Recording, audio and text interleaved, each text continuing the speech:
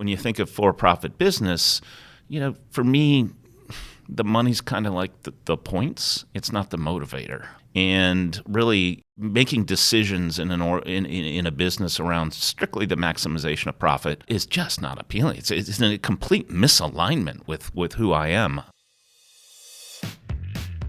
I'm Bryce Butler from Access Ventures, and this is More Than Profit, a show where I talk with founders, investors, entrepreneurs, and leaders of all kinds about living and working with purpose, how they do it, and why. Today I'm talking to the CEO of Facilities Management Services, the first certified B Corporation janitorial services in the world, and he's also the founder of Canopy, a nonprofit working to create a more vibrant and relevant Kentucky economy that serves folks and takes care of our beautiful landscape, which we'll get into here in a little bit. But Scott Koloms, he's also a part of the effort with me to get the B Corp legislation passed in the state. But we've known each other several years now, and first time actually sitting down on the podcast, and I'm super grateful for you doing that. So Scott, what we do like to do is kind of go back a little bit, because if anybody does know you, they can find out and read things in Forbes, like you've been featured in your social entrepreneur and such, but your background's a little bit unique. You taught at Kent State and different things. So talk to us a little bit about your upbringing and kind of where you went kind of with that path a little bit, and now what brought you back to Louisville and to FMS. Well, first I'm going to poke at you, Bryce. Oh, no. Oh, yeah. And I can't believe he did this. What's that? Do you know what you just said? That we worked to get the B Corp legislation passed in Kentucky. Yeah? This is the confusion. We work to get public benefit corporation You're right. legislation Yeah, the language. passed, You're right. which is distinct from B Corp, which is a certification that's run by B Labs. Touche. That's right. And honestly, the work that we're in, oftentimes that's the challenge, right? Is that Yeah. we're operating in a field where the language is new. Mm-hmm. So many of the concepts are new, and it's often hard to talk about. And one of the challenges we've been facing is we at Canopy, we learned pretty early on that we shouldn't talk about ourselves in reference to another concept that people don't even understand, right? True. So, oftentimes we would be like, "Hey, we're trying to move people towards a B Corp, but we're not B Corp," and they'd be like, "Oh, okay, what's a B Corp?" Exactly. Right? So, anyway. Seriously, I appreciate you doing that, because I am one of the people that always is hammering language, so it's important, and unfortunately, they shouldn't have named themselves the same. You're correct, right? So that's Bryce saying I'm never wrong. That's right. So, well, Scott, thank you. Yeah, sure thing, man. That's awesome. But I do think your story is fascinating, and I'd love to hear a little bit more about it. I know our listeners would as well. Upbringing, kind of who's inspired you, why you went and did what you did at Kent State and other places, but now you're back. So kind of give us that journey a little bit for us. Yeah, man. So you can go down a lot of different paths with this when you ask that sort of open-ended question to somebody about their lives and how'd you end up where you are. For me, certainly an important component. It's interesting. Amy Shear. Mm-hmm. You know her well. We were working on our Working Your Way to Wheels program and driving to solidify the relationship with the car dealership we're going to be dealing with to get the cars to our folks. And she turned to me in the car and asked me a question that's not your typical drive conversation starter, and said, "Scott, where do you think your empathy and your sort of caring came from to where you run your business, so different than most people, and you come at it from a different way?" And I was just silent for a minute, and I was like, "Amy, we have about 11 minutes, And I'm like, I don't know, man, that I'm going to be able want me to get into this? Yeah, I don't know, so where does empathy come from? Where does a set of values come from? Because, I think, Bryce, you'd agree with me that the work we do, it has to be grounded in a set of values and a set of beliefs that you hold for the world. And, on a simplistic level, my belief system doesn't mesh well with the idea of any organization operating in a manner that doesn't try to make things better for everyone as they go, or at least think that way, at least make an effort to do that. And so, when you think of for-profit business, for me, the money's kind of like the points. It's not the motivator. and really making decisions in a business around strictly the maximization of profit is just not appealing. It's a complete misalignment with who I am. So my background, I wanted to be a writer. I mean, that's what I wanted to do. I've always had a bit of a social justice bend in me, and never thought I was going to be a business person. Also in my journey, I had a fairly, we all have our things, we all have our things, but I had a fairly traumatic sort of upbringing with certain things that happened around me that certainly forced me into recognizing at some point in my life that some of the behaviors that I adopted weren't going to serve me well into my adulthood. And I had to really begin thinking about how I wanted to show up in the world, and had to start reframing the way I thought about things and the way I acted. So I really think that without going into too much detail, there's another podcast I did that does that. Yeah. Without going into too much detail, just sort of recognizing at a certain point in my life that, if you're going to do that sort of work, that you're going to increase the likelihood of it taking hold if it shows up in all aspects of your life, interpersonal relationships, professional relationships, to where there's this consistency of being. And the more you operate that way, the more likely you are to sort of stay with it, stick to it. So, let's just say that for me, that's an important part of it, is that, fundamentally in the way I operate with work and cultivation, I can honestly say that the great deal of the time, my reaction in an engagement with an individual, whether it be professionally or personally, is this sort of curiosity when they come at me, maybe, and we know this happens in business when someone comes at you with maybe some unskillful behavior, the agitation, they're upset about something, that my initial reaction is that sort of, what's up with you? What's going on? As opposed to putting up my dukes and getting defensive, and which usually, if you go that route, escalates. So you can see real easily how that translates into some of the other values that show up in the work that I do. So let's think of it in terms of transparency. So in that moment of engagement where somebody is coming at you in that way, whether it be like, hey, you're charging me too much. I know you're not, I know what you're trying to do here. Just instead of, you don't know anything, right? Instead of that, moving into, okay, I can see where you might come at me like that. I'm sure you've had those experiences, but let me tell you a little bit about, who I am and how we operate, and being really transparent. It's just a different approach to things. So, I'm telling you all that because my stance is that I like to think of it as myself, and when I think of organizational dynamics, I'm more of a grassroots up thinker. Like, I think it all comes down to interpersonal dynamics. I think you can put systems and structures into place, and they're very important.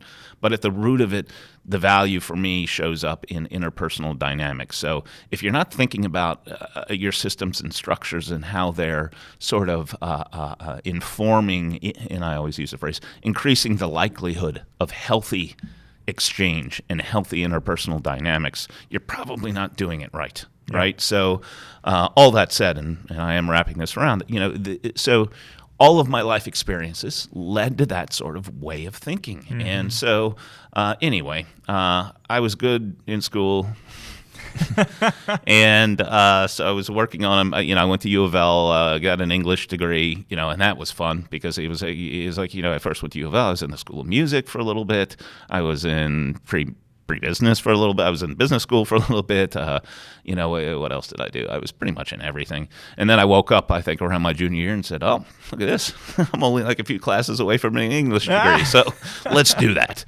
And so I did that, but I fell in love with literature, and I fell in love with all that, so went on to work on a master's, ended up getting a teaching fellowship, and then while I was doing that, because of my ADHD brain, this was the worst thing that could ever have happened. I was accepted into my doctoral program with the teaching fellowship and the full ride before I'd written my master's thesis. Still haven't written that son of a gun. Oh, gosh. Yeah. So I have a lot of education and a bachelor's degree, just so you know that. Yeah.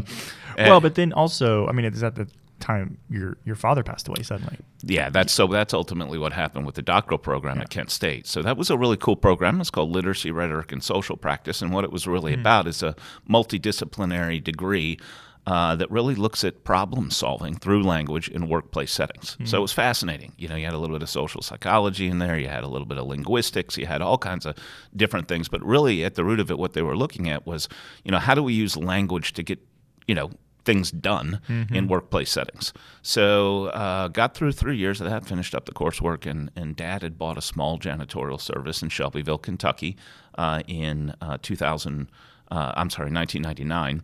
And then he passed away unexpectedly less than 2 years after he bought that. And there was some debt, He had bought the company in the height of the Clinton era. If you had a pulse and walked into a bank and you were white, you could probably get a loan. And he did about $850,000 loan. And so I walked into a company that had $850,000 in long-term debt, was losing about $100,000 and doing $700,000 in revenue. So the joke is, thank God I was majoring in literacy and rhetoric. Because you wouldn't have no idea. Yeah, you didn't know any better, right? Yeah. So, but I think that's because you weren't the founder. Your father wasn't the founder. He bought the company. But in buying it, he levered it. And so then you step in unexpectedly and you really built the company up.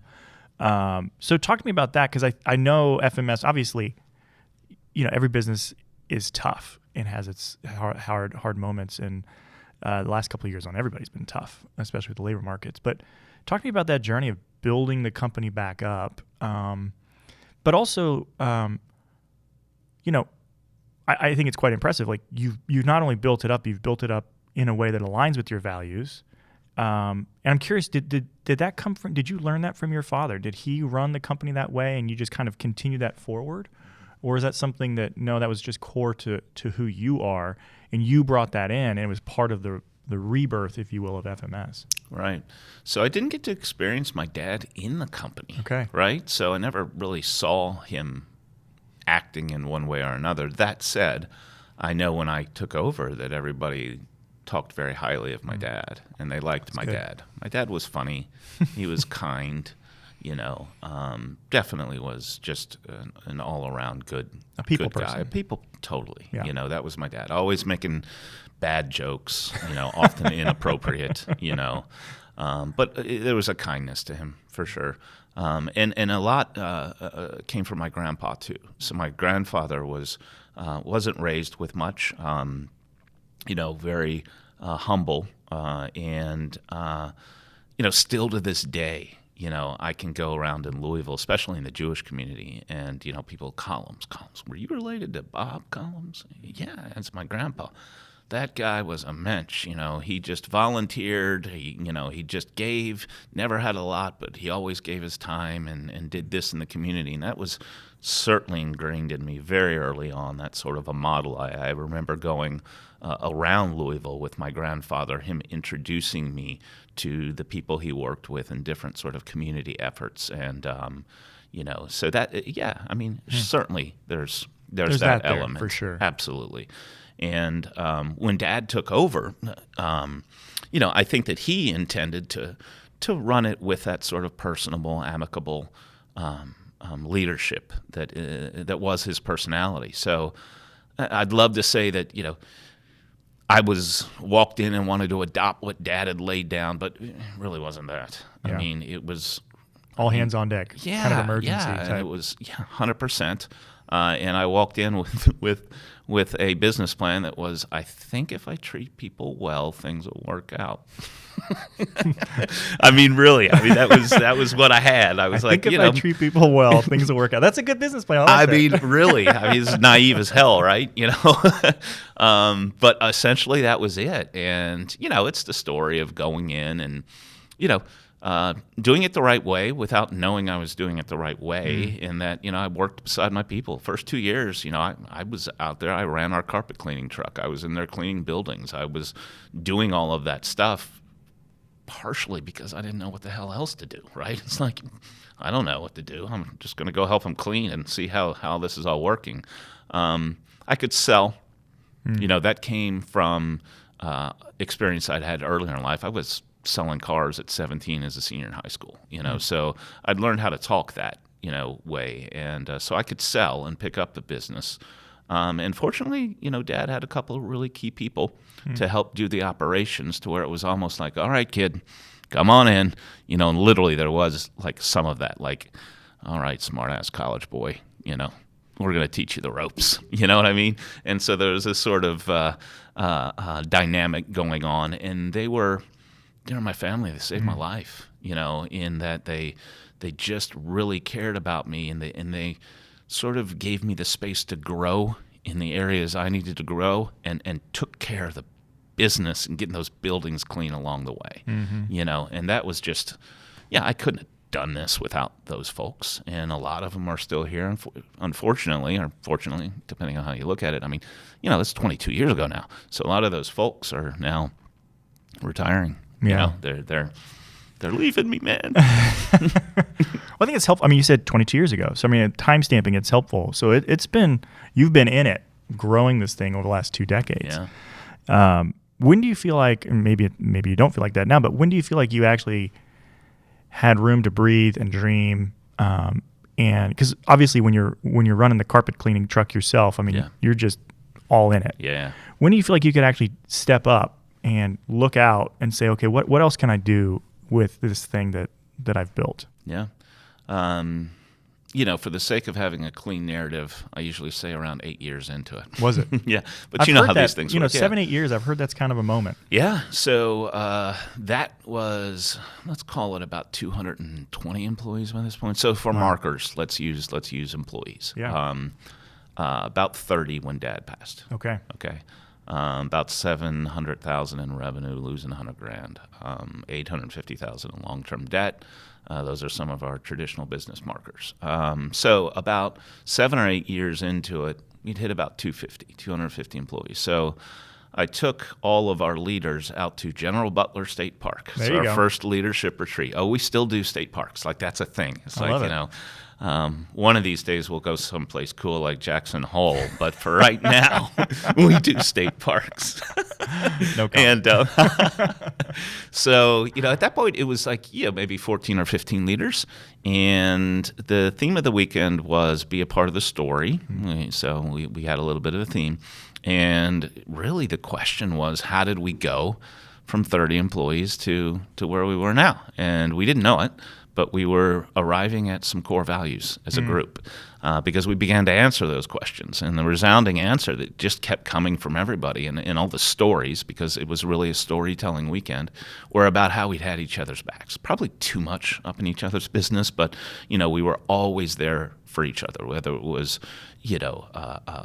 issues with legal matters, or honestly, or people passing away, or really intense family issues. Just we'd always sort of been there and showed up for each other. And so the answer just was, we care about the people we work with. That's how we've done it. So that was a moment for me to where it's like, okay, that makes sense. I buy into that. How do I build that into the culture as we grow? How does that show up in interviews? How does that show up in marketing materials? How does that show up in processes? How does that show up everywhere?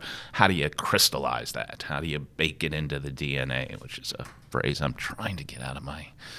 Everybody uses it these days, but it's that English major in me still just doesn't want to do the cliches, man.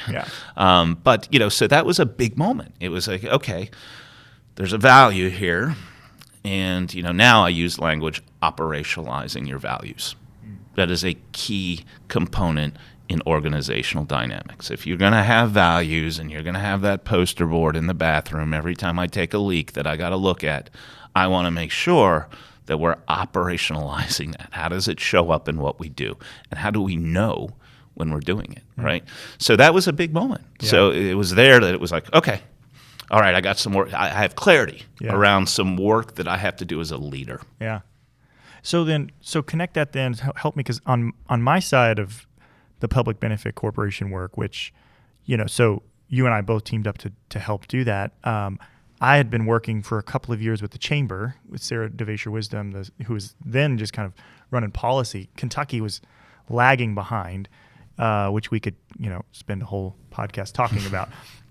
One of the first potential states, but then became the 32nd or 33rd. 32nd, I think, yeah.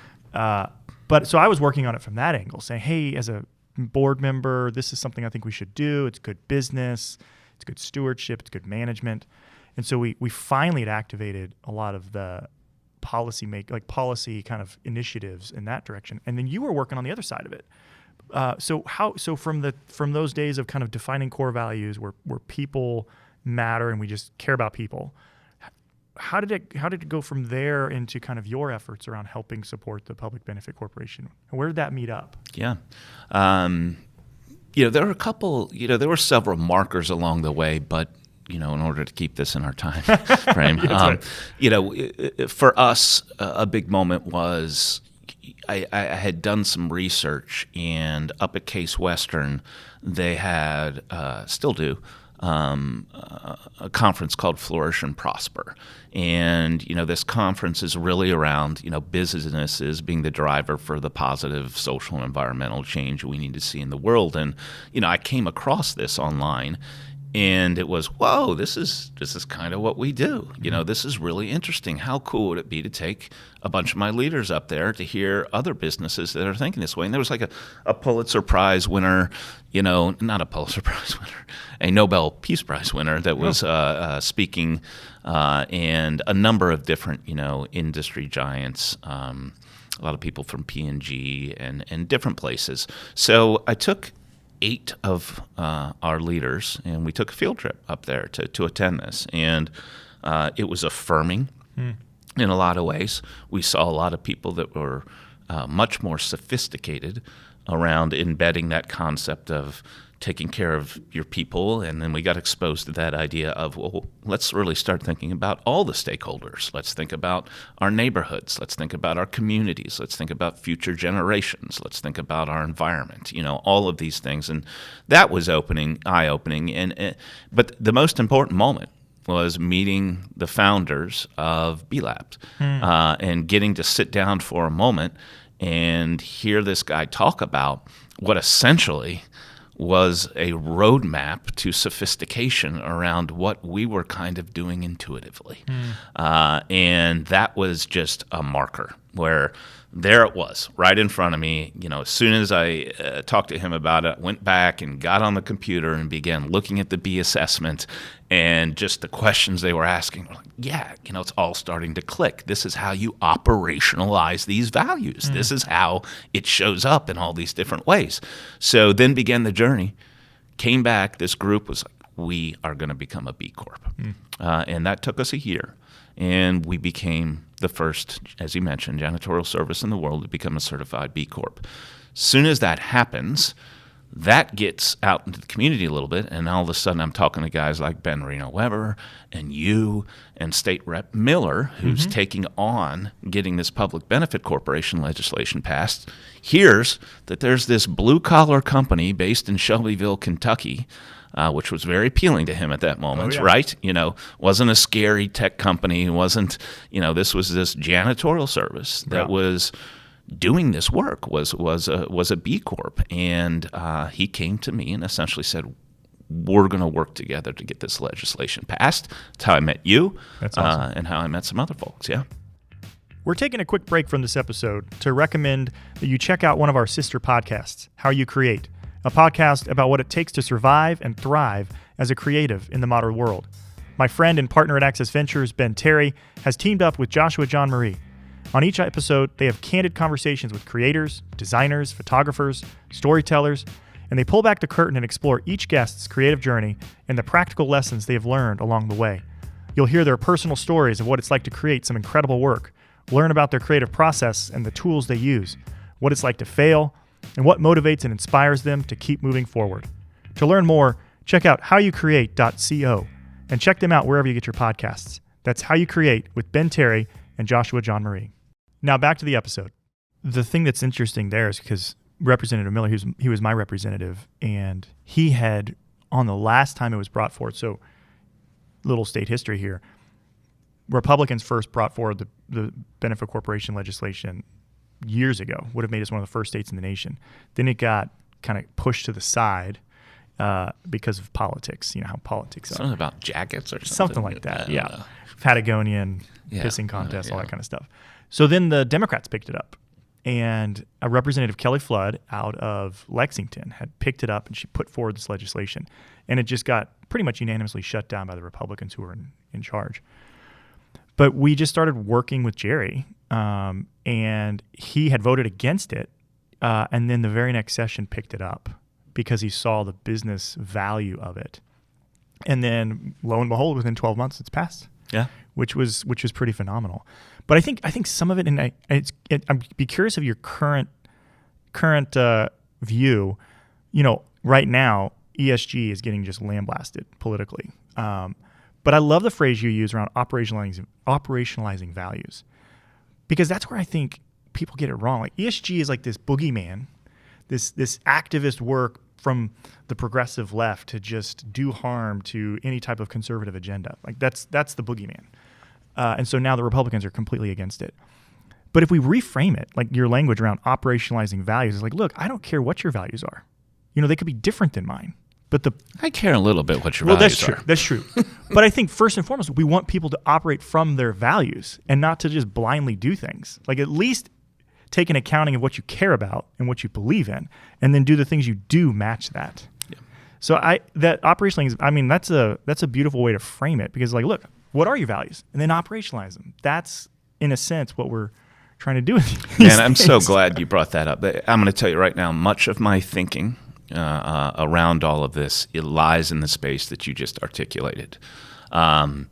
It is very important for me to see the work of Canopy as being politically neutral, because it is at its essence. Mm-hmm. What I love about our work, and you knew this, when you were looking into the PPC legislation, that it had one of the highest rates of bipartisan support for legislation across all these states, and now, I feel like it's being hijacked, like everything is in this political climate, to where you're either this or you're that. You got to be. Right. And, I think that's just not understanding the work that we do. Right.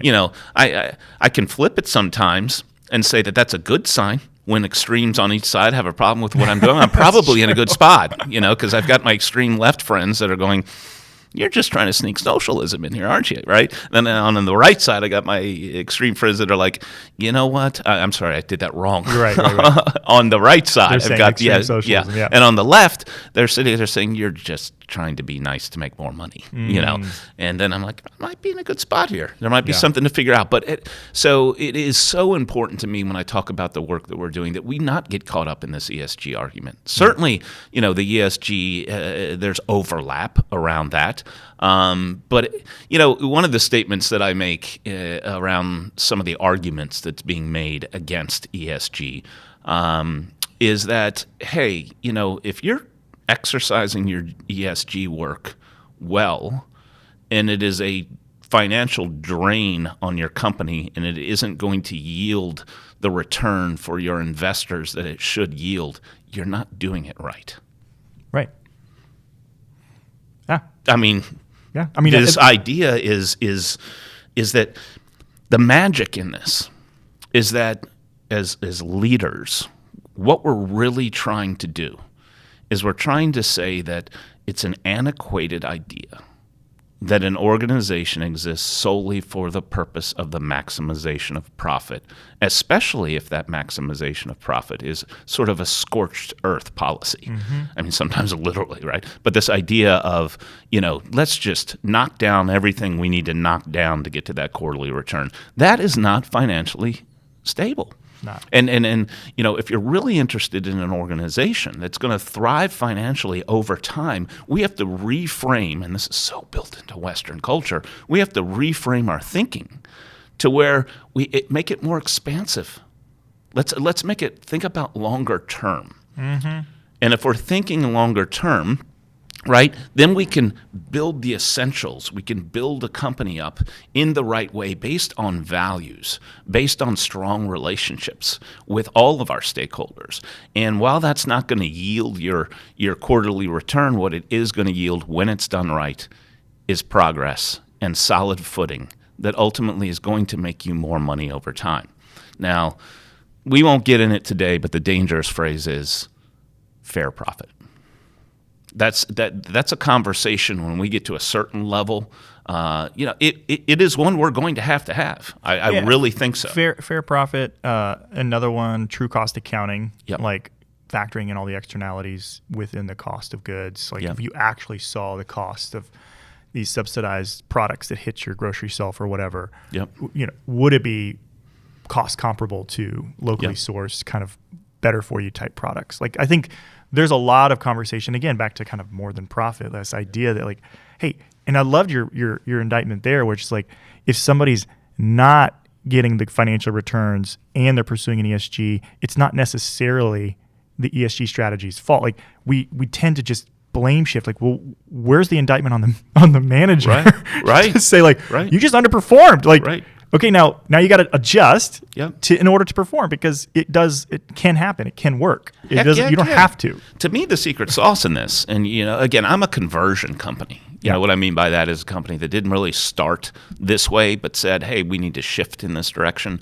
But to me, the secret sauce in this is when we really began adopting this sort of work and embedding it to our organization. When I say this sort of work, the values-based work, really thinking about outcomes for people, community, neighborhoods.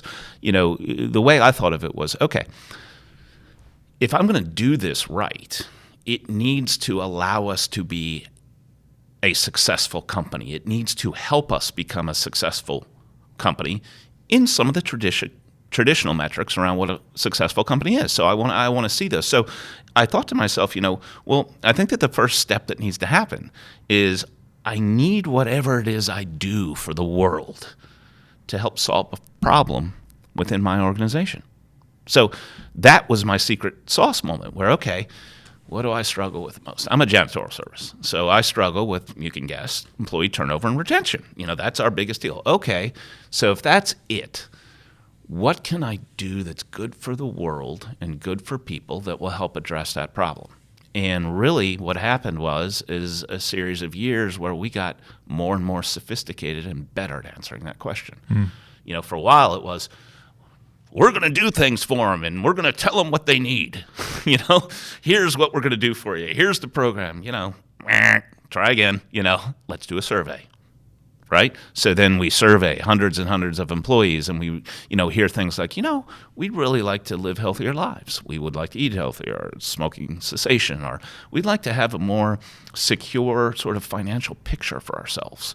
Those sorts of things came out of a survey. And that was when we got better and we adopted our social mission, which is to provide opportunity and access for our folks and help the communities where they live thrive with a focus on physical and financial health. So then that was an aha moment. All right, so our programming is going to fall into these two buckets. And then you move into a space where you say, all right, are we going to create it on our own?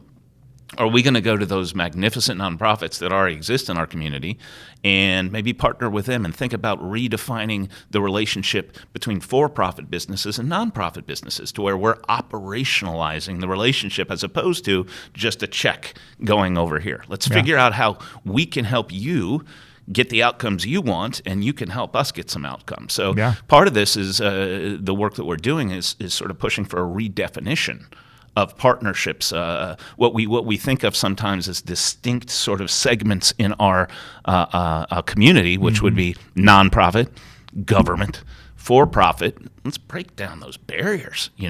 Let's think of this stuff in a new way. So then we say, all right, let's go to New Roots. You guys do these sort of farmer market concepts in distressed neighborhoods. Let's set up one of those at our place in our neighborhood. Let's figure out how to get our folks some fresh fruits and vegetables, and so we set that up, and it's highly successful.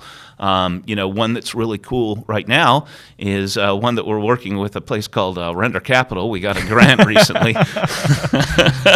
Shameless plug. That's right. To where we're aiming to provide access to vehicles for 50 of our employees, and happy to say that that's rolling out next month. We've got all of our partners locked in, and it is Yeah. It is this network of nonprofits helping, for-profits helping, all of us working together to make that happen. And then, of course, there was, you all had some involvement in this too. It was the Working Your Way Home program that we adopted at FMS. We've already put 9 of our folks help them access home ownership, and we have about 6 or 7 more that are going to land there. Yeah. So all of that is how it's it's happening. So break down the partnership because I think it's helpful because some people might listen to this and be like, that actually sounds cool. I'd love to collaborate more closely. So break down one of them. Let's do, since it's a little bit longer, the Work Your Way to Home. Mm-hmm. How does that work for you on the FMS side? Like, what does that look like?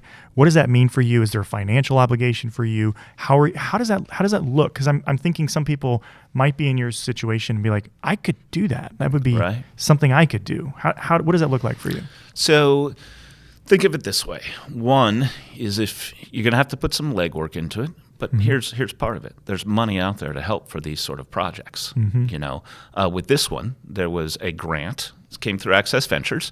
And essentially what we did is we created a program to where we wanted to be a holistic approach to getting home ownership. So we knew that a lot of the folks that were interested in home ownership may have had some credit issues. They may have some challenges around saving money. They may need some coaching around money management, house maintenance, all of these different things, we understand that are challenges for people that have never thought that they would have the opportunity to have a house, right?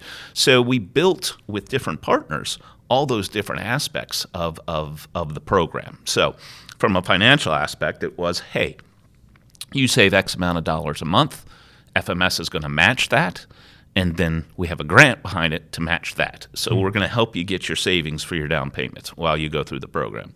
While that's happening, we have financial consultants that are going to come in and help you learn how to accomplish that saving, learn how to manage your money, learn how to budget and things like that. So there's an accountability piece around that. They have to be transparent around what they've got going on. And, of course, we have to follow through with what we promise.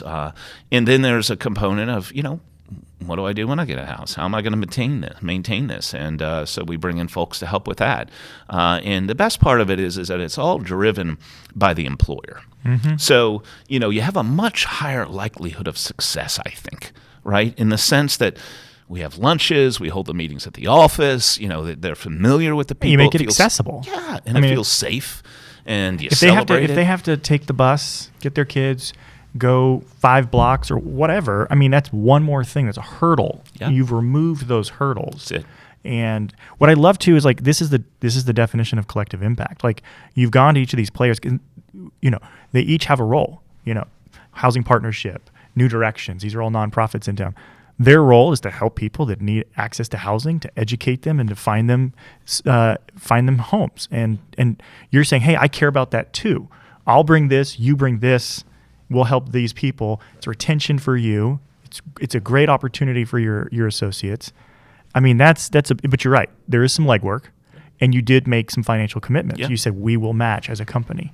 But companies make match programs all the time. But what an awesome way to match it in a way that meets the real tangible needs of your associates. So it goes back to the root of that secret sauce I was talking about. What benefit does my company get? Better Those people stick around. Yeah. Right? Yeah, so Those there is that, but but it starts with you actually care about people. Well, right. It's like so I'm glad you said that because at the root of it, like if you're going in this direction for that, this is going to help me make some more money, or this is going to do that, and you're not coming at it from the values. That's why I always start with the values. Because people are not stupid. Like they're going to see right through that, and then what they're going to do is they're going to take advantage of the program, and then they're still going to leave. Yep. But the retention is the proof that like, no, I actually cared about these people, and they received this benefit, and they stayed. You got it. So I think that's great. Well, we're almost at time, and I'd want to leave some room for Canopy because I know it's one of your babies. So Canopy, can talk to us a little bit about where Canopy is, and what if you could wave a magic wand, your vision for where it could go over the next 5 years. All right. Well, I'm going to do something I want to tie up what we were just talking Let's do about it. and transition into Please. that, because I think that what we just articulated. Well, I know it's hard to disconnect all these things because it's all, it's all part of who it's Scott so is. interwoven, right? But one of the things that when you were really pushing on, talk about the relationships between all of the groups for the Working Your Way Home program, and you did a really nice job of saying, this group is getting this benefit and this group's getting this benefit. So one of the root concepts around the work that we're doing is this idea of, like I said, I want to go to it's very useful for me to go to the interpersonal and all of this stuff. So taking it, oftentimes with the work that we're doing, it's very conceptual and it's heady. I love playing around with that, but what I'm really fascinated with is how it shows up at the table, right? And how it shows up in the workplace setting. So really at the root of it, what we're trying to do too is redefine this notion of exchange. So sitting down two people at a table. And, to you and I, this isn't, seems natural, but it's a different concept for a lot of people. And that is, how do we negotiate a relationship that truly is mutually beneficial? And what you just articulated with all of those partners is we found a way for all of us to get towards our goals in a better way together, right? And that's really one of the core values in what we're talking about. Why do I have to sit across from a potential customer and think, how am I going to get, I don't want to leave any money on the table, right? Why does it have to be that way? Why can't I sit in front of them and go, here's all my costs. I need to make 12% on you. To me, that's fair. What do you need? Well, that's a little bit out of my budget. Okay, cool. What can we look at and work together to get somewhere? And I'm telling you, man, you go into spaces, people get uptight around that. They don't know what to do with that. They're like, what are you doing? You're not telling me the truth. And to me, so what you just articulated when you gave the example of all of those community groups working together is an example of how that can work. That you can all figure out a way to get to your goals together and everyone can move forward. Yeah, their win is call your me win. a dreamer, Yeah. call me naive, but I think that we can get there, and that's part of what we're pushing for. That's awesome. Yeah, so now back to Canopy.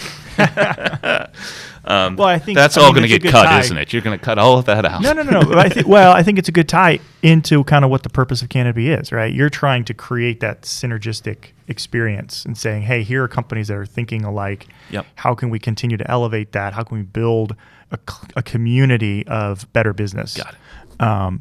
So obviously people can check out your website and learn about Canopy. So we don't need to go into like what is Canopy. Right. But what do obviously you guys are at some, I think, crossroads of big opportunities. Where do you want to be in the next 5 years with it? Really what we're trying to, where I want to be is I want to have a bunch of Canopy certified companies and a bunch of businesses across our state participating in this way of thinking and rising up together to, one, be financially successful, help us out in terms of economic development. I want to be known as a state that is embracing this way of thinking and has a strong network of businesses doing this way, so we can attract other businesses to our state and we can keep our young talent in our state. It's amazing to me, going around the state and finding younger folks that look and say, I had no idea that this was happening in Kentucky. They think they got to go to Austin, or they think they got to go to Portland, or they think they got to go to the West Coast somewhere. Man, the good news around all of this is that there's hundreds and hundreds of companies across this state with big-hearted leadership that are already sort of intuitively doing these sort of things. So really what Canopy at its essence is trying to do is harness that energy. A lot of these companies come to us and say, we want to get better at it. We want to get better at this. We want to serve our communities better. We want to serve our people better. And that's, to sort of bring it full circle, Bryce, that's where the politics breaks down. That's coming from the right, that's coming from the left, that's coming from Republicans, that's coming from Democrats. So many of business owners, no matter where you're coming from, share at the root of it the same values. And the conversation seems to be all these little talking points where we're different, but at the root of it, we're kind of in the same place. There's hundreds of business owners that look at you, look at me, and say, you know what? I want to take care of my neighborhood. I want to take care of this beautiful Kentucky landscape. I love it. I want to take care of my people in a way. I love those relationships. I want to get better at that. And that's what Canopy at the root of it is really all about. How do we seize that energy? How do we help teach companies to do that? And how do we recognize the ones that are really good at it? To learn more about Scott and his work at FMS, check out facilitiesmanagement.com. That's facilitiesmgmt.com.